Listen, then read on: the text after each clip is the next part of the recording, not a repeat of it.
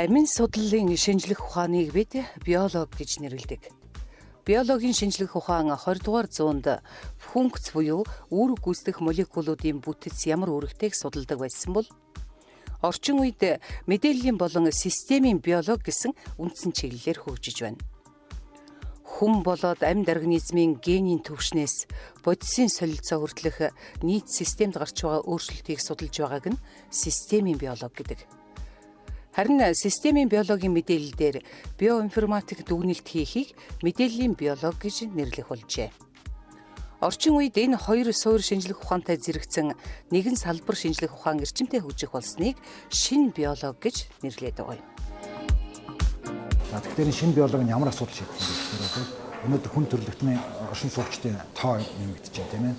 За хоёрд багтар бол байгаль орчны бид нар асуудал шийдэх асуудал гарч ирж байна. За энэ одоо хүн амын тоо ихсэж байгаатай холбоотой хүнсний асуудал шийдэх асуудал гарч ирж байна. За тэгвэл одоо бид өмнө бол бид нар хэрэгжүүлсэн тариалангийн талбай, бэлчээрийн хэмжээ хөрөлцөөг болж байна. Тэгэхээр одоо яах вэ гэхээр бид нар маш бага талбай дээр маш олон хүнийг хооллох тийм одоо бүтээгдэхүүн гаргаж ирэх шаардлагатай. Эсвэл гаргаж ирсэн бүтээгдэхүүнийг маш оновчтой боловсруулж олон хүнийг хооллох, эсвэл олон хүнд хүртэцтэй болгох ийм одоо асуудлууд тавигдж байна. Тэгэхээр энэ бол хамгийн гол нь одоо бид нар өнөөдрийн одоо хүн төрөлхтний асуудал бол ээлтэй технологиг хийхтэй тэгээд өртөг өндөр биш энэ лүү бол аюулх чиглэж байгаа. Энэ түрүүчийн 100 бол ерөнхийдөө химийн 100 байсан. Энэ химийн бодис ямар бол аюулх юмнууд хийжсэн шүү дээ.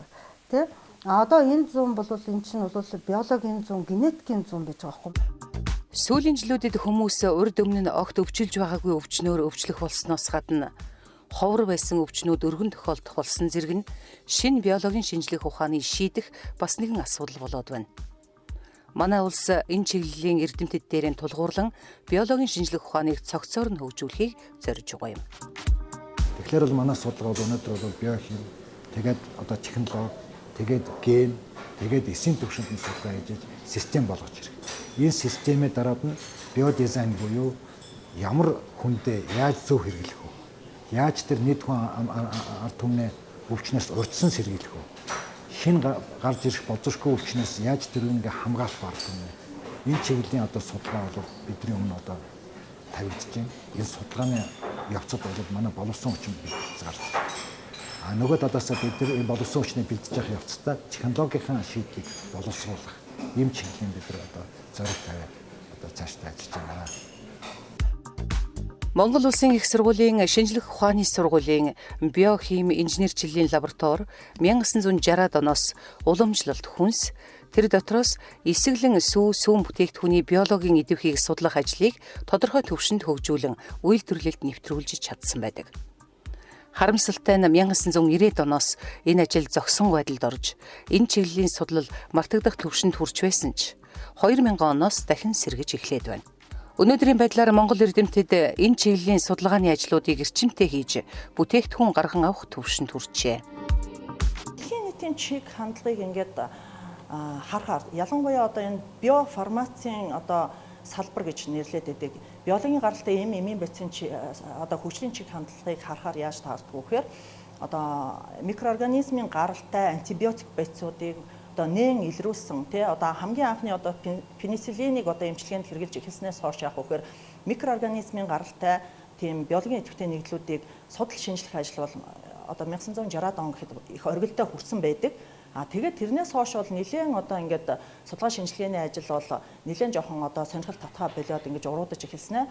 21-р зуун гараад 2000 оноос хойш бол энэ ажил буцаад одоо маш их одоо хүмүүсийн анхаарал сонирхлыг татж эхэлж байгаа. Энэ юутай холбоотой вэ гэхээр нөгөө биднүүсийн өмнө гаргаад авчихсан микроорганизмууд маань антибиотик байцууд маань тэсвэртэй болоод байгаатай их холбоотой. Тийм учраас яаж яах вэ гэхээр дэлхийн маш олон тооны судалгаа шинжилгээний лабораториудад амьд организмын өөрийнх нь одоо дархлын системийг идэвхжүүлэх, амьд организмд одоо жишээлх юм бол хүн дээр гэх юм бол хүний одоо бие организмд амьдардаг хэвийн микрофлоруудын үйл ажиллагааг идэвхжүүлэхийн тулд энэ пробиотик одоо шин чанартай микроорганизмуудын судалгааг их хийгээд байгаа юм. Бид нар энэ судалгаа хийхдээ үндсэн хоёр одоо зарчим барьж байгаа. За нэг нь бол яг хөөхтөр бол Монголын уламж даргаар эсэгсэн бүтээгдэхүүнийг ямар биологийн үүрэгтэй юм бэ? Нийгмийн ямар давхаргаа илүү хэрэглэхэд тохиромжтой юм бэ? Ямар үед хизээ хэрэглэсэн энэ бүтээгдэхүүнүүд илүү одоо ашигтай байх вэ гэдэг энэ талын одоо судалгаа хийх. Нөгөө талаас бол шинэ технологийн ашиглан уламжлалт бүтээгдэхүүнээ үйлдвэрлэх ийм одоо хоёр судалгаа хийж байгаа. Суурь судалгааны ажлууд бол нэлээд хийгдсэн. Одоо бол нэлээд практик тал руугаа одоо ялгаад цэвэрлээд одоо шинэ чанарын тодорхойлсон өсвөрүүд дээр биднээс практикт яаж хэрэгжилж болох вэ гэсэн тийм судалгааны ажлуудыг хийгээд явж байгаа. Орчин үеийн биологийн шинжлэх ухааны судалгаагаар хүний биед маш олон төрлийн бактери амьдарч байдгийг тогтоожээ. Эдгээр бактериуд нь хүний бие организмд олон төрлийн ашигтай болохыг ч баталсан байдаг. Монголчууд бидний өн эрдэнээс хоол ундандан хэрэглэж ирсэн эсгэлэн сүү цагаан эдэн маш олон төрлийн бактери дрожж дагуулдаг. Судлаачид эдгээрийг ялган авах, цаашлаад хоол хүнсэнд нэмэлтээр оруулах зорилт тавин ажиллаж байна. Эсгэлэн сүүн бүтээгдэхүүнээс хамгийн гол онцлог нь яаж таарч байна гэхээр зөвхөн нэг төрлийн бактерийг ялгаж авах биш аахгүй. Тэр чинь дор хаяжил 20 30 гэдэл олон зүйлийн микроорганизмууд гараад ирж байгаа учраас энэ маань өөрөө яг үхээр маш олон янзын одоо хосолсон үйлчлэгийг үзүүлэх болцоотой юм байна гэдгийг тийм судалж тогтоосон гэсэн. Ер нь одоо Монголын уламжлалт аргаар бэлтгэсэн тараг, айраг одоо хоормон дээр сүүжлийн бактерийн болон одоо дрожжийн хөрөнгө мөөгөнцөр гэж ярьдаг штэ. Дрожжийн одоо маш олон тооны одоо өсвөрүүдийг зөөлөн төвшөнд бол молекул биологийн арга ашиглаж тодорхойлсон байгаа. Тэгэхээр энэ өсвөрүүд дотор бол өрмөн шин чанартай өсвөрүүд их байдаг. Тэгэхээр энэ нь бол яаж таарч байна вэ гэхээр зөвхөн одоо нэг төрлийн одоо үйлчлэгийг үзүүлээд зогсохгүй одоо биологийн их олон янзын үйлчлэгийг организмд үзүүлэх болцоотой. Өөрөөр хэлэх юм бол одоо бактерицидны үйлчлэгээ гээл тий эсвэл антиоксидант үйлчлэгээ гээл жишээлх юм бол биднээс одоо тэр өсвөрүүд дотроос бактерицидны үйлчлэгээтэй буюу янз бүрийн өвчин үүсгэгч микроорганизмыг дарангуулах чадвартай тийм микроорганизмуудыг ялгаад авчиж байгаа байхгүй юу. Тэгээд тэр микроорганизмуудаасаа тухайн одоо яг ямар шин чанартай байсан юм бактерийг одоо өхүүлээд байгаа юм бэ гэдгийг тэжээлийн орчноос нь ялгаж цэвэрлж аваад шин чанарын одоо судалж тогтоох ажлуудыг хийсэн. Хүмүүс ихэнхдээ бактери буюу бичил биетэн хамгийн муухай, хамгийн хэрэггүй зүйл гэж ойлгодог. Тийм болохоор энэхүү судалгааны ажлын талаар сонссон хинч болов яагаад бактерийг идэх ёстой вэ гэсэн асуултыг тавьдаг. Сүүлийн жилүүдэд нийт хүн төрөлхтний хүнсний хангамж эрс сайжирсантай холбогдсон хүмүүс буруу хооллон өөрт ашигтай бактери бичил биетнүүдэн устгах болсон. Мөн эмийн зохисгүй хэрэглэнч бидний бичил биетүүдийг устгаж байдаг. Ингэснээр амархан өвдөх шалтгаан болдог байна. Иймд хүний биед ашигтай бичил биетүүдийг гарган авч тэдгээрийг хоол хүнсээр дамжуулан өгөх асуудал зайлшгүй тулгарх болсон. Ер нь бол биднүүсийн биеийн эсийн тооноос 10 дахин олон тооны бактери биднүүстэй симбиоз маягаар амьдардаг. Өөрөөр хэлэх юм бол яаж таарч байна вэ гэхээр биднүүсийн айрис, үс, хоол боловсруулах эргэтний систем, одоо тэр бэлгийн одоо үржлийн систем, энэ бүх эргэтний системүүд маань бүгдээрээ гадна талаараа бактериар бүрхэгдсэн байдаг хэвийн микрофлора штэ. Тэнгүүд энэ хэвийн микрофлора маань яаж таарддаг вэхээр биднүүсийн бие организмыг гаднаас орж ирж байгаа вирус бактериараас хамгаалах хамгийн анхны хамгаалт бамбайнууд нь болж өгдөг байхгүй юу? Тэгэхээр антибиотик байс хэрэглээд өвчин үүсгэгч микроорганизмыг устгах үедээ яаж таарч ийнө вэхээр биднээс хэвийн микрофлора бас устгаад байдаг. Тэгэхээр энэ нь яаж таарч ийнө вэхээр эргээгээд гаднаас орж ирж байгаа янз бүрийн халдваруудыг маш одоо амархан автах, өртөх халдварт өртөх тэр магадлалыг одоо нэмэгдүүлчихэд байна. Тэгээ сүүлийн үеийн судалгаагаар яаж таарч ийнө гэхээр пробиотик шин чанартай ийм микроорганизмуудыг гаргаж аваад тэгээ буцаагаад одоо зах зээл дээр ингээд борлуулдаг биотехнологийн компаниуд гараад ирчихсэн. Биологийн идэвхтэй хүнс буюу дотроо ашигтай бичил биетүүд дагуулсан хүнсний үйлдвэрлэлийг дэлхийд дахинд биодизайн хүнсний үйлдвэр хэмээн нэрлэдэг. Энэ төрлийн хүнсний бүтээгдэхүүн худалдан авагчдын тоо жилээс жилд нэмэгдэж, биодизайн хүнсний үйлдвэрлэл зах зээл дээр тэргүүлэх зэрэглэлд шилжээд байна. Монголчуудад ч дэлхийн нийтийн энэ чиг хандлагаас хоцрохгүй байх нэгэн боломж нь уламжлалт эсгэлэн сүүн бүтээгдэхүүнээ судлах судалгааны ажил болоод байгаа юм. Нөгөөтэйгүр орчин үеийн анагаах ухаанд хүн гэгч амьд организм хаана төрж өссөн, өвөг дээдс нь юу идэж байснаа сайтар мэдэж тэдгээрийг зөв зохистой хэрэглэвэл эрүүл байхныг үндэс гэдгийг хүлээн зөвшөөрөх болсон. Энэ нь манай эрдэмтэд уламжлалт хүнсээ судлах болсон өөр нэг том шалтгаан юм. Тэгэхээр одоо манай монголчууд энэ 21 дугаар зууны үед эргээгээд Монголынхын тэр түүхэн уламжит хоол хүнсээ хэрэглэх юм бол хамгийн эрүүл байна. Тэгэхээр бидний хүнс судлаачдын, хүнсний хэмжтийн зорилго бол одоо 21 дугаар зууны үед тавигдж байгаа тэр улсуудын хүсэж байгаа амтыг манай уламжлалт бүтээгдэхүүн тэрийг бий болгох. Тийм ээ? Ингэж бол тэр одоо шинэ технологиор шинэ бүтээгдэхүүн гаргаж ирэх ийм одоо асуудал тавигдж байна. Хүн амаа хэд хэдэн одоо хувааж болж байна. Юу гэхээр бол өсвөр үеийн насныханд ямар хоол хүнс шаардлагатай. Насанд гүйцсэн хүнд ямар хоол хүнс шаардлагатай.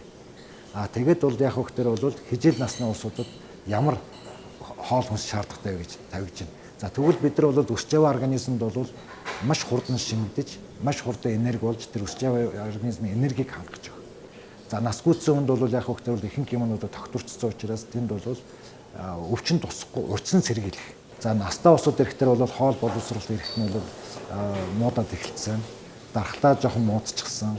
За ингээд зарим нэгэн одоо настай усууд бол яг хөөхтөр архаг өвчтэй байдаг. За тэгэхээр бол тийм усуд зориулсан хүнсний бүтээгдэхүүн бол нэгт бол яг хөөхтөр архаг өвчнийг цэвдрэхгүй нэг төвшөнд барих чадвартай тийм хүнсний бүтээгдэхүүн шаардлагатай байна. Нөгөө талаас бол яг хөөхтөр бол хоол боловсрол эрэхт нь муудаад ирсэн, дархлаа муудаад ирсэн нөхцөд бол дархлааны системийг дэмжиж өгөх.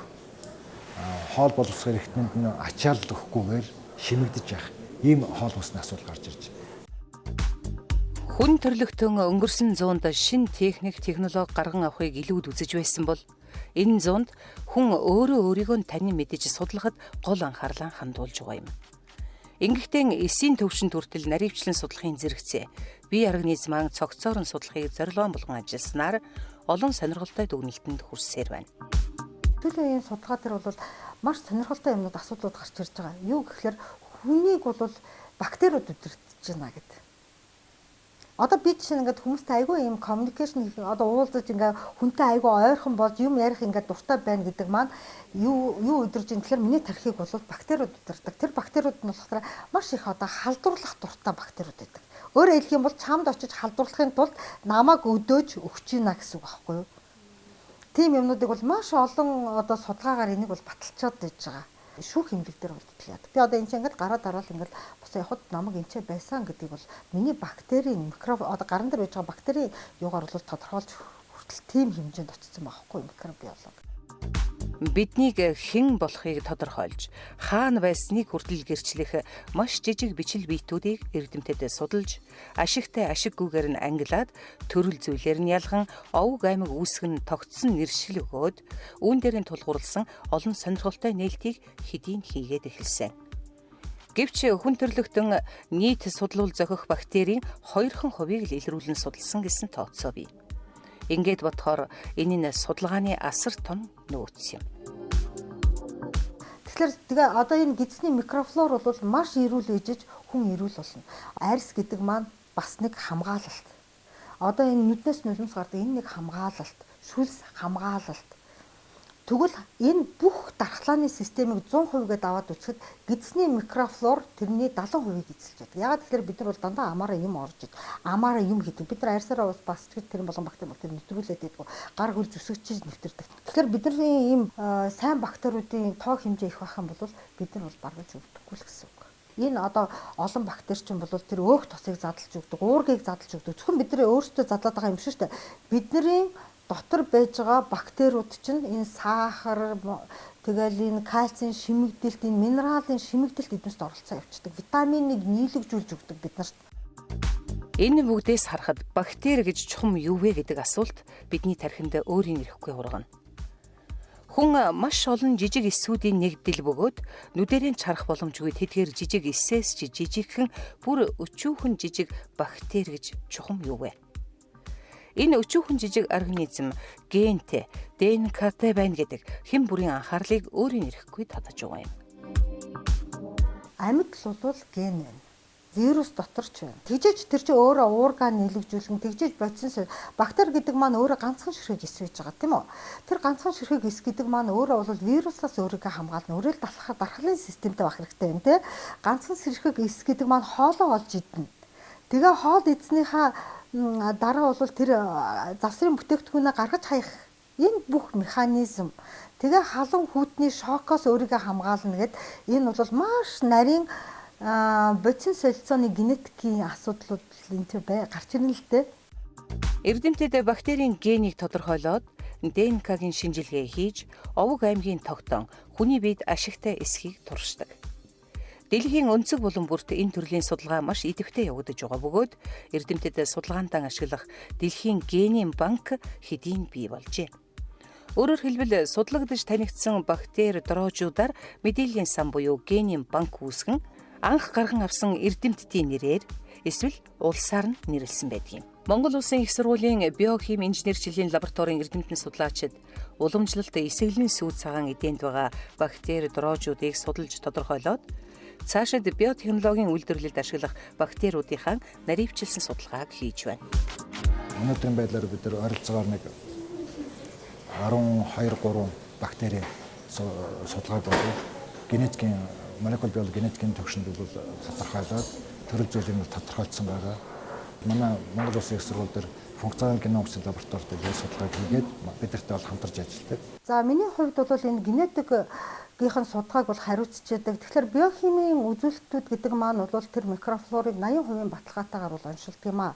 Биохимийн үзүүлэлтүүд гэдэг дээр бол мэдээж хамгийн гол үзүүлэлт нь сахар задлах үзүүлэлт байдаг. Энэ бол төрөл зүйлийн тогтоож өгдөг тухайн бактери дороож юм. Эсэглэн сүү цагаан эдээний дотроос зөвхөн айргандал гэхэд 14 төрлийн бактери, 11 төрлийн дорож үүсдгийг тогтоосон байна. Бактерийн генийн төрөл зүйлийг тодорхойлно гэдэг урт хугацаа зардаг ажил. Юуны өмнө ялган авсан бактери тусгай орчинд өсгөвөрлөх, дараа нь ДНК-гийн судалгаа хийж, генийн дарааллыг үүсгэн дэлхийн генийн банктай харьцуулан ямар төрлийн бактери болохыг тогтоодог. Энэхүү бактери нь дэлхийн генийн банкнд байгаа аль нэг төрлийн бактеритай генийн төвшөнд 95%-аас дээш хувиар адилхан байвал тухайн омгийн бактери байна гэж үзнэ. Харин ямар нэг төрлийн бактеритай 6хан хувиар л зөрүүтэй байвал тухайн зүйл бактерийн дэд төрөл зүйл гэж үзэн шинэ нэршил өгдөг байна. Гений судалгаа хийснээр бол бид нөгөө хүнсний бүтээгдэхүүн үйлдвэрлэхдээ яг ямар төрөл зүйлийн бактери хэрэгжилж байна. Тэгээд яг одоо цэвэр омгийг бид нар үйлдвэртээ ашиглаж байгаа гэдгийг баталгаа болж ирэх юм байна.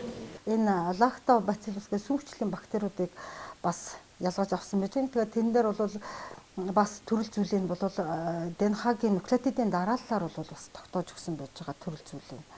За тэгээд энэ нь бол яг үгээр тухайн одоо сүүгчлийн бактерийг үйлдвэрт хэрэглэх бол энэ нь бол тийм төрөл зүйлийн гэдгийг 100% баталгаа болж байна. За ингэснээр бол яг үгээр бидний дараад нь бол үйлдвэрлэлтийн явцад одоо үйлдвэрийн бүтээгдэхүүн патентыг авах. Цаашлах юм бол экспортод гарах, бүтээгдэхүүн гарах тийм төвшөнд очих юм бол экспортод гарахад бол ямар нэгэн одоо эрх зүйн орчин бол бүрдэн гэсэн. Алстаа энэ манай Монгол улсын одоо өмч бол Монгол улсын хөрөнгө болно. Ер нь манай ард түмний хөрөнгө гэсэн.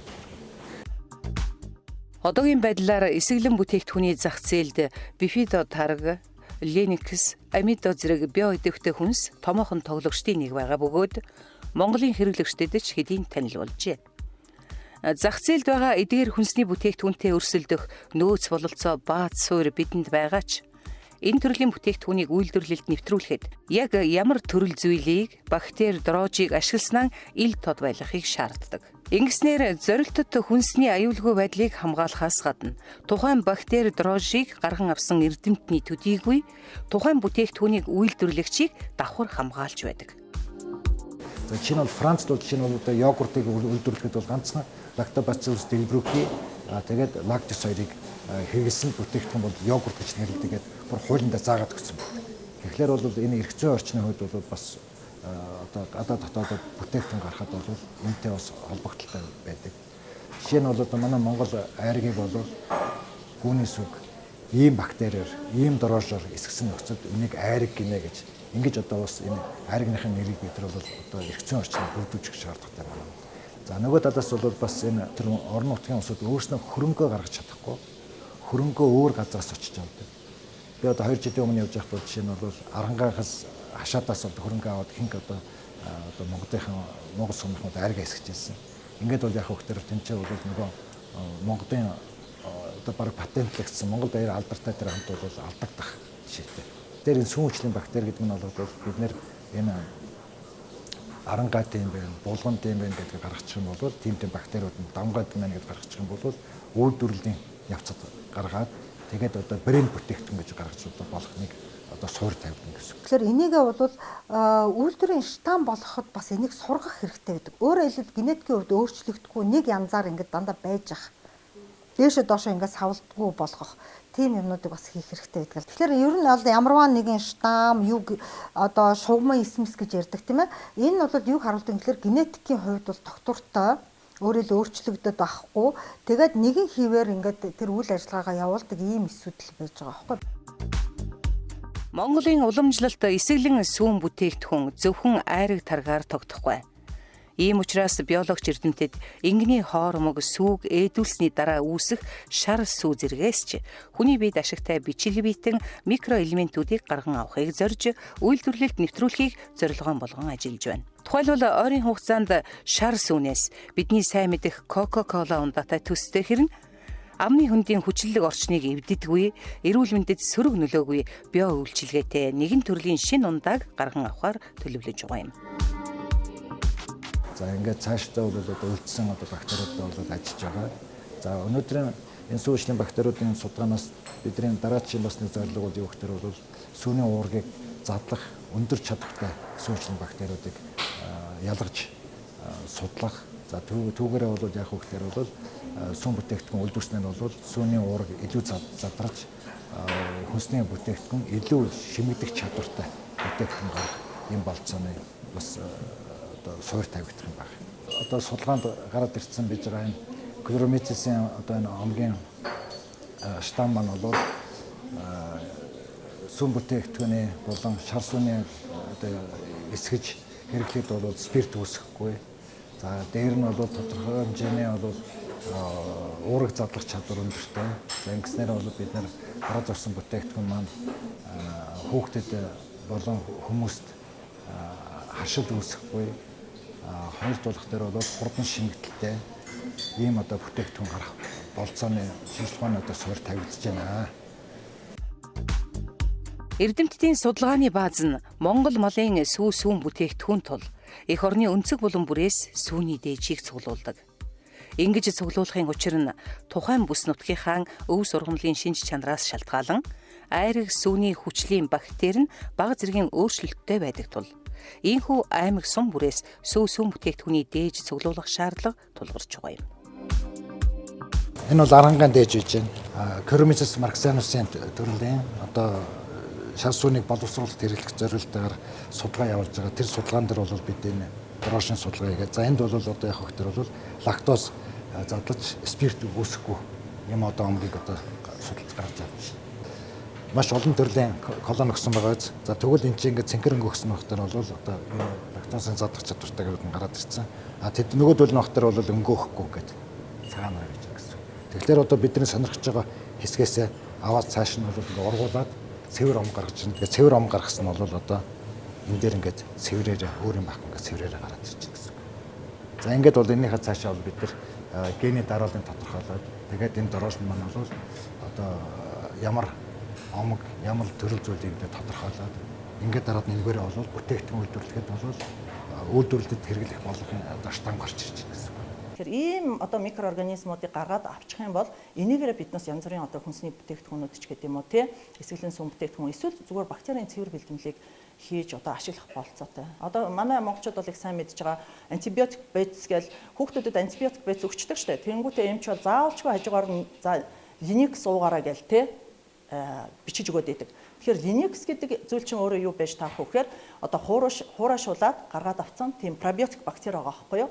Тэгээ энийг яаж таарч яах вэ гэхээр тэр хэвийн микроорганизмын сэргийхийн тулд өгöd байгаа. Гэтэл биднээс энийг одоо уламжлалт аргаар бэлтгэсэн сүүн бүтээгдэхүүнээсээ бас авах болцоотой. За нөгөө талаас бол бид нар бол Монгол улсад биотехнологийн үйлдвэрүүд хөгжих ийм одоо шатанд орчод байна. За тэгэхээр биотехнологийн үйлдвэрлэлд ашиглалтанд ороход бол биотехнологийн үйлдвэрт маш их нэн шаардлагатай байдаг нэг зүйл бол бактери дороожийг хөгжүүлэх тэжээлийн орчин байдаг. За тэжээлийн орчинд гол азот их үүрэг үүсгэх нь бол уурга байдаг. Тэгэхээр бол бид сүүний казинаас бактерийн тэжээлт орчинд ордог одоо азотын хөөсөр болох пептид болон уургийн юм одоо тэжээлт орчинд бэлдэх ийм одоо судалгаа хийж байна. За энэ биобактер бол энэ дээр бид нэр өмнө одоо 2080-аад оны хэсгүүдээр бол бид нэр казинат натр буюу суурилдаг казиныг гаргаж авч хэрэгжилж эхэлж байсан. За одоо миний одоо зорилт бол яг хөөхтөр бол хүчлэг казиныг гаргаж авч тэгээд хүчлэг казиныг бол бид нэр биотехнологийн үйлдвэрт болон микробиологийн туршид нь хэрэглэх тэжээлийн орчин бэлдэх юм зорилт тавиад ажиллаж байгаа. За ингээд өнөөдрийн хувьд бол бид нар хүчлэг казина бол гаргаад авцсан. За одоо бид нар бол ямар судалгаа хийж байгаа гэхээр бол дэлхийн зах зээл дээр борлогддог хүчлэг казины шинж тэмдэгтэй харьцуулан судалгаа хийж байна. За ингээд бол хэрэг одоо энэ судалгааны үр дүн маань дэлхийн зах зээл дээр нийлүүлдэг казиноос адилхан болоод түүнээс дээш гарах юм бол бид нар цаашдаа бол энэ одоо стандартуудаа батлуулж авах. Хэрэг одоо энэ судалгаа маань дэлхийн зах зээлд тавьж байгаа юм дээр арай хүрэхгүй дүн гарах юм бол үүнийгээ бид нар технологийн одоо сайжруулалт хийж тэр дэлхийн зах зээлийн одоо төвшөнд тавьж байгаа шаардлага нийцүүлэхийн судалгааг бол цааш нь үргэлжлүүлж хийх ийм одоо зорилттой ажиллаж байна. Хүчлэг казеин гэдэг нь бактерийн тэжээлийн орчны голлох бодис бөгөөд маш энгийнээр бактериудын хоол гэж хэлж болно. Ямар ч төрлийн бактерийн судалгаа хийхэд мөн биотехнологийн үйлдвэрлэлд хэрэглэхэд тэжээлийн орчны азотын их үүсвэр зайлшгүй шаардлагатай байдаг. Энэ үйл явцад хамгийн хэрэгтэй зүйл бол тэдгээрийн хоол тэжээл байх нь зайлшгүй. Ийхүү манай эрдэмтэд Монгол малынхаа сүү цагаан эдээ, тэр тусман амьд хүнс, айраг, тараг, хоормогносон өнөө цагт дэлхийн нийтээр анхаарлаа хандуулах болсон чиглэсэн үйлчилгээтэй био идэвхт хүнсийг гарган авахар ганц шамлан ажиллаж, судалгааныхан ажлыг бараг дуусгаад үйлдвэрлэлд нэвтрүүлэхээр оюунаа чилээж суuna. Хүнс гэдэг өдөр өдөртөө дуусч, хүн гэдэг үргэлжид эдэж тэжээлийг хайн эргэлхийлж байдаг. Тэгвэл бидний өвөг дээдсийн өвлүүлж үлдээсэн бас нэгэн нөөц баялаг бол хизээч үл дуусах өв эрдэнэ сүү цагаагаан эсгэх арга ухаан гэлтэй.